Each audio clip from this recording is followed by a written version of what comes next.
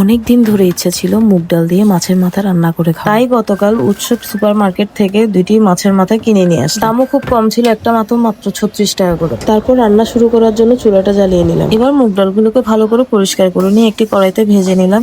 ভেজে নেওয়ার পর মুগ ডালগুলো ধুয়ে ফুটতে দিয়ে দিলাম। এরপর আমি মাছের মাথাগুলোকে ভালো করে ধুয়ে পরিষ্কার করে নিলাম। মুগ ডাল দিয়ে মাছের মাথা রান্না করে খাওয়ার ইচ্ছাটা আমার অনেক দিন ধরেই ছিল, তাই আজ রান্নাটা আপনাদের সাথে শেয়ার করব। মাছের মাথাগুলোকে ভালো করে লবণ হলুদ দিয়ে ধুয়ে নিলাম। এরপর আবার হলুদ মাখিয়ে নিলাম আমি।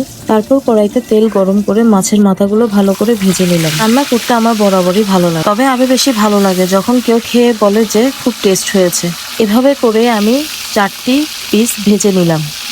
এরপর একে একে গোটা গরম মশলা, পেঁয়াজ, কাঁচামরিচ দিয়ে ভালো করে নেড়ে চেড়ে নিলাম। তারপর একে একে আমি সেখানে আদা বাটা, জিরার গুঁড়ি দিয়ে ভালো করে নেড়ে চেড়ে নিলাম। অন্য চুলায় দেওয়া মুগ ডালটিও মোটামুটি ফুটে এলো। তারপর একে একে রসুন বাটা, টমেটো সস, হলুদ গুঁড়ো, লঙ্কা গুঁড়ো সবকিছু ভালোভাবে দিয়ে আমি কষিয়ে নিলাম।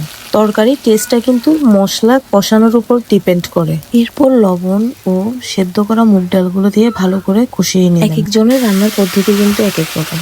আমি যেভাবে রান্না করছি হয়তো অন্য কেউ অন্যভাবেই রান্না করে। তারপর জল দিয়ে দিলাম। জলটা দেওয়ার পর বলক আসা পর্যন্ত ওয়েট করব। অলরেডি বলক আসা শুরু করে দিয়েছে। এরপর আমি মাছের মাথাগুলো দিয়ে দিব। মাছের মাথাগুলো দেওয়ার পর আরো কিছুক্ষণ অপেক্ষা করব।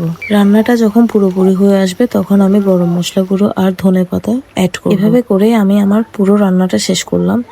দেখতে কিন্তু কালারটা অনেক ভালোই লাগছে। ফাইনালি কিন্তু আমার রান্নাটা একেবারেই কমপ্লিট হয়ে গেল। দেখেন কেমন লাগছে অবশ্যই জানাবেন। আমার কিন্তু দেখতে অনেক লোভনীয় লাগছে। সত্যি এটা খাওয়ার পর কিন্তু সবাই, বিশেষ করে আমার হাজবেন্ড, সে বলেছে অনেক নাকি টেস্ট হয়েছে। ভিউয়ার্স, আমার এই মুগ ডাল দিয়ে মাছের মাথা রান্নাটা কেমন লেগেছে আপনাদের অবশ্যই লাইক কমেন্ট করে জানাবেন। আর আমার পেজটা ফলো দিয়ে আমার পাশে থাকবেন। ধন্যবাদ।